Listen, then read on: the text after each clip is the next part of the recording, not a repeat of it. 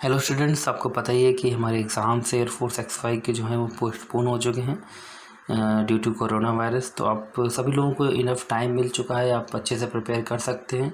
इसके साथ साथ मैं बता दूं कि अगर आपने जिन लोगों के भी एग्ज़ाम्स हैं, अगर पढ़ाई को अभी छोड़ देते हैं किसी तरीके से, तो बहुत ज़्यादा प्रॉब्लम्स आ जाएगी आपको रिकवर करने में। तो आप बिल्कुल भी लगातार लगे रहिए और अच्छे से प्रैक्टिस करने का एक अच्छा तरीका है कि आप डेली की डेली एसटी ज़रूर देते रहिए। और मैंने भी पहले बताया हुआ है कि आप एसटी जो है वो परीक्षा ऐप से ले सकते हैं।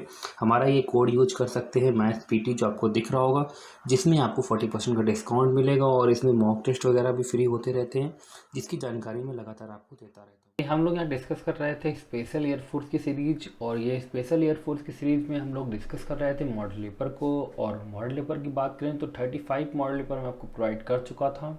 कुछ दिन से मैं आपको मॉडल पेपर इसमें प्रोवाइड नहीं कर रहा था, लेकिन मैं फिर से आपके सामने मॉडल पेपर लेकर आ रहा हूँ।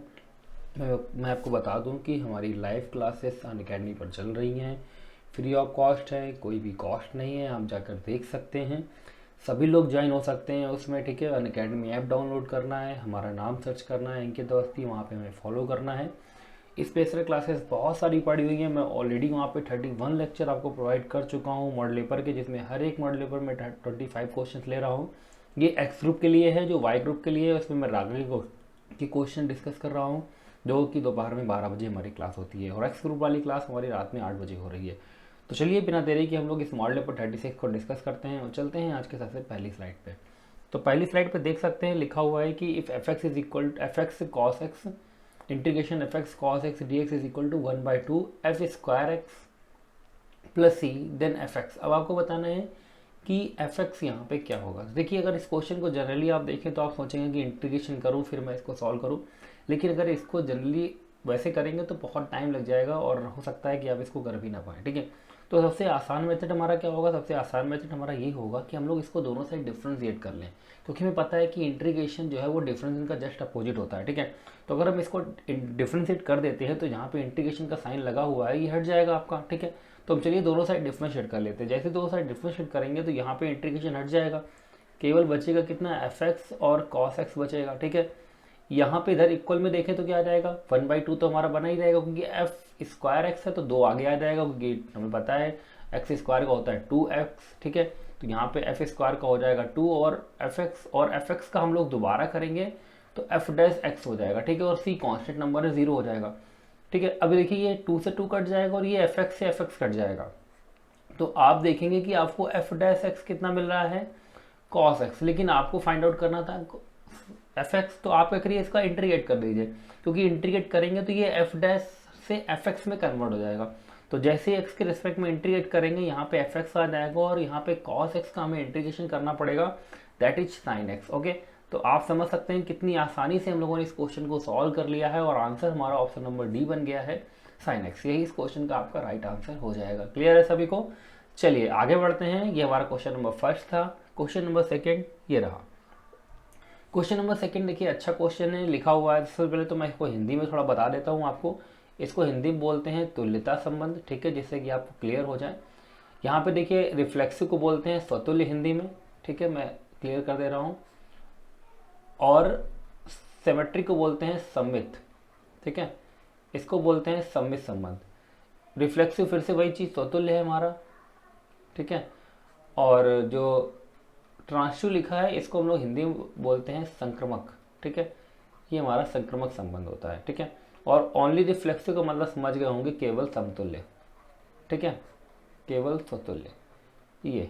ठीक है, अब चलते हैं इनके बारे में समझ लेते हैं। देखिए, हमें पता होना चाहिए कि ये स्वतुल्य तभी होगा जब इसमें तीन भी क्योंकि सेट जो ए है वो में कितने एलिमेंट्स मिल रहे हैं, 4।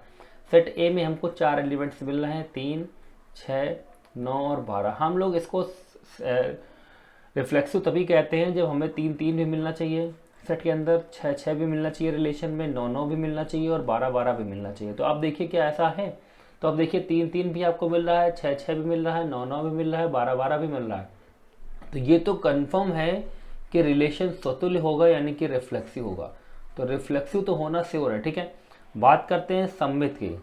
तो अगर ये सममित होगा तो ऐसी कंडीशन पे सममित तब होता है जब a, b भी हो रिलेशन में अगर ए कॉमा बी रिलेशन में है तो फिर बी कॉमा ए भी होना चाहिए। तो अगर आप देखें तो ऐसा शायद हमें नहीं मिल रहा है, ठीक है, क्योंकि आपको देख पा रहे होंगे कि 6,12 यहाँ पे दिया गया है लेकिन 12,6 नहीं है। तो बस यहीं से हम लोग ये कंफर्म कर लेंगे कि ये सिमेट्रिक नहीं होगा, ठीक है, सिमेट्रिक ये हमारा नहीं है, ठीक है। ट्रांसटिव की बात करें यानी कि संक्रमक की बात करें तो संक्रमक क्यों नहीं है? संक्रमक के लिए कंडीशन होती है कि अगर ए कॉमा बी है, बी कॉमा सी है, तो ए कॉमा सी भी होना चाहिए, ठीक है। तो ए कॉमा बी देखिए, यानी कि ए कॉमा बी की बात करें तो 3,9 है, 3,6 है, बात समझ में आ रही है, 3,9 है और 3,6 है, 3,12, मतलब कोई भी रिलेशन आपको उस तरीके का नहीं मिल रहा है जो इस कंडीशन को सेटिस्फाई कर रहा हो, ठीक है, कि ए कॉमा बी हो, बी कॉमा सी हो, नहीं है ऐसा, ठीक है। तो ऐसी कंडीशन पे हमें क्या करना पड़ेगा? ऐसी कंडीशन पे इसको हमें दिखाना पड़ेगा कि ये हमारा ट्रांसटिव भी नहीं है। तो इसका मतलब है ना तो ट्रांसटिव हो रहा है और ना ही रिफ्लेक्सिव हो रहा है, सॉरी, ना तो सिमेट्रिक हो रहा है, तो ना तो ट्रांसटिव है ना ही सिमेट्रिक है, तो ये केवल क्या होगा? केवल और केवल रिफ्लेक्सिव इसका राइट आंसर होगा, that is option number D. तो इस क्वेश्चन का आंसर नंबर डी आपका राइट आंसर हो जाएगा। ध्यान रखिएगा, इंपॉर्टेंट क्वेश्चन है, ऐसे क्वेश्चंस अब पूछे जा रहे हैं इसलिए मैंने क्वेश्चन लिया हुआ था, ठीक है। चलिए, तो ये क्वेश्चन सेकंड नंबर क्वेश्चन था, आंसर इसका डी ऑप्शन है। आगे बढ़ते हैं नेक्स्ट क्वेश्चन की तरफ। ये रहा नेक्स्ट क्वेश्चन, आपसे कहा गया था period of sine square theta. देखिए, मैंने कुछ दिन पहले भी आपको क्वेश्चंस कराए थे और वहाँ पर मैंने इसका पीरियड निकालना आपको बताया था कि कभी भी आपसे ये कह दिया जाए जनरली, ठीक है, कभी भी आपसे ये बोल दिया जाए कि ये बताइए कि साइन थीटा का पीरियड क्या है, तो साइन थीटा का पीरियड होगा यहाँ पे 2 पाई, ठीक है। कॉस थीटा का पूछा जाए तो भी आप क्या लगाएंगे आंसर? 2 पाई। अगर आपसे टेन थीटा का पूछा जाता है तो भी आप क्या लगाएंगे? 2 पाई लगाएंगे, ठीक है। लेकिन अगर आपसे कह दे कि इस पर स्क्वायर लगा दिया जाए, कह दे साइन स्क्वायर थीटा का क्या है, तो आप क्या करेंगे? 2 पाई में ये 2 से पावर जो लिखी से डिवाइड कर देंगे, ठीक है। कॉज स्क्वायर में भी यही करना होगा, टेन स्क्वायर में भी आप यही करेंगे, ठीक है। तो यहाँ पे ओवरऑल इसका जो पीरियड है दैट इज पाई, यही इसका आंसर हो जाएगा। आसान क्वेश्चन था, इंपॉर्टेंट क्वेश्चन है, ठीक है, याद रखिएगा, इसको पूछा जा सकता है आपसे। क्वेश्चन नंबर 3 था। क्वेश्चन नंबर 4 देखते हैं। क्वेश्चन नंबर 4 देखिए, जो हमारा लिया गया है लिमिट्स है, इसको कैसे करना है। लिमिट थीटा टेंस टू 0 है, 4 थीटा है, 10 थीटा है, -2 10 थीटा 10 थीटा है, अपॉन 1 माइनस कॉस 2 थीटा है। देखिए, इसके लिए कुछ कंडीशंस आप याद रखेंगे तो जल्दी कर पाएंगे। फॉर्मूला होता था limit theta tends to 0 10 theta upon theta is equal to 1, ठीक है, ये पहली कंडीशन होती थी। सिमिलरली एक कंडीशन और हमारी होती थी कि limit theta tends to 0 1 minus cos theta upon theta square, इसको हम लोग 1/2 लिखते थे। बस ध्यान ये रखना होता था कि यहाँ पे अगर थीटा है तो यहाँ पे थीटा का ही स्क्वायर होना चाहिए, ठीक है। तो यहाँ पे देखिए हम लोग क्या कर लेते हैं, यहाँ से ये थीटा कॉमन ले लेते हैं, क्योंकि थीटा कॉमन लेंगे तभी यहाँ 10 थीटा के पद में थीटा आ पाएगा। तो जैसे ही कॉमन लेंगे तो बाहर आ जाएगा 4 थीटा स्क्वायर, ठीक है। और अंदर देखिए क्या बचेगा, अंदर बचेगा आपका 10 थीटा अपॉन थीटा, और यहाँ पे बचेगा केवल, क्योंकि थीटा कॉमन हो चुका है तो केवल 2 10 थीटा, ओके। अपॉन में देखिए आ जाएगा 1 माइनस का कॉस 2 थीटा, ठीक है। और हम चाहें तो इस 4 थीटा स्क्वायर को यहाँ से हटाकर यहाँ पे लिख सकते हैं, और ये लिमिट तो हमारी वही थीटा टेंड्स टू 0 लिखी हुई है। बात सभी को समझ में आ रही है। अब देखिए, इस कंडीशन के अकॉर्डिंग इसकी वैल्यू 1 होगी तो यहाँ पे ये 1 आ जाएगा, ठीक है। यहाँ पे 1 आ जाएगा, माइनस यहाँ जब थीटा की जगह आप ये 0 रखेंगे तो टेन 0 का मान 0 होता है, इसलिए 0 हो जाएगा, तो यहाँ 1 माइनस 0 आ जाएगा। अपॉन में अगर देखें तो ये देखिए इसी फॉर्मेट में लिखा है, क्योंकि यहाँ पे अगर 2 थीटा है तो यहाँ पे 2 थीटा का स्क्वायर चाहिए, अगर यहाँ पे थीटा है तो थीटा का स्क्वायर चाहिए, तो यहाँ पे 2 थीटा के साथ में 2 थीटा का स्क्वायर 4 थीटा स्क्वायर लिखा हुआ है। इसका मतलब है इसकी पूरे की वैल्यू हम 1/2 लिख सकते हैं। तो जैसे ही आप यहाँ 1/2 लिखेंगे ओवरऑल इसकी वैल्यू आ जाएगी 2, ठीक है। तो ऑप्शन नंबर डी इस क्वेश्चन का राइट आंसर हो जाएगा। ये क्वेश्चन नंबर 4 था, अच्छा क्वेश्चन था, क्योंकि अगर इसमें अगर आप जनरली आप ये सोच रहे हैं कि हम एल हॉस्पिटल रूल लगा के इसको सॉल्व करेंगे तो आपको बहुत टाइम लग जाएगा, ठीक है। जबकि अगर ये कंडीशन आपको याद होंगी तो आप यूँ चुटकियों में अपने मन में ही इस क्वेश्चन को सॉल्व कर पाएंगे। तो कुछ कंडीशंस हैं, मैंने और अनअकैडमी पर पूरा इसका चैप्टर क्लियर किया हुआ है, कैसे कर सकते हैं आप क्वेश्चन को जाकर आप देख सकते हैं। चलिए, ये रहा नेक्स्ट क्वेश्चन। नेक्स्ट क्वेश्चन देखिए, हमारा प्रोबेबिलिटी से लिया गया है कि 6 लड़के और 6 लड़कियां या द्राक्षा एक पंक्ति में बैठे हैं, सभी लड़कों के एक साथ बैठने की प्रायिकता क्या होगी। तो इसके लिए क्योंकि हमें प्रोबेबिलिटी निकालनी है, तो जब प्रोबेबिलिटी की बात आती है, पीई की बात आती है, तो हमें 2 चीज़ें चाहिए होती हैं, दैट इज एनई और अपॉन में एनएस, ठीक है। तो एनएस तो ओवरऑल हम अगर 6 गर्ल्स और 6 बॉयज़ को बैठा लेंगे तो 12 लोग हो जाएंगे पंक्ति में, और 12 लोग को पंक्ति में बिठाने के तरीके हो जाएंगे फैक्टोरियल 12, सभी को पता है। तो ये एनएस हो गया। अब एनी के लिए बात करें तो एनी में हमें पता है 6 बॉयज़ हैं और 6 गर्ल्स हैं, ठीक है। आपसे कहा गया है सभी लड़कों को एक साथ रखा जाए, ठीक है। तो अगर ये सभी 6 बॉयज़ को एक साथ रखेंगे तो ये एक मान लिए जाएंगे, तो ये 6 लड़के एक हो गए और ये 6 लड़कियां अलग हो गई। तो 6 लड़कियां और एक लड़का, यानी ये 6 लड़के मानकर एक लड़का 7 लड़के हो जाएंगे। तो इनको बिठाने के तरीके हो जाएंगे फैक्टोरियल 7 इंटू उन लड़कों को आपस में इंटरचेंज होने के फैक्टोरियल 6 वेज। इसको कैलकुलेट करना पड़ेगा। तो फैक्टोरियल 7 इंटू फैक्टोरियल 6, तो यहाँ पे इसको सॉल्व करते हैं तो फैक्टोरियल 7 को यही रखते हैं, लेकिन फैक्टोरियल 6 को हम लिख सकते हैं 720, ठीक है। इस 12 को हम लिखेंगे 12 into 11 into 10 into 9 into 8। Factorial 7 इसका कैंसिल हो जाएगा। अब देखिए सॉल्व कैसे करेंगे। फैक्टोरियल 7 था जो कि इस नीचे से फैक्टोरियल 7 से कैंसिल हो चुका है, ये ध्यान रखिएगा, ठीक है। अब देखिए आपका बच कितना रहा है, 12 से हम इसको कैंसिल करेंगे तो यहाँ पे 60 आ रहा है, और कैंसिल करूँगा मैं इसको 0 लिखूँगा।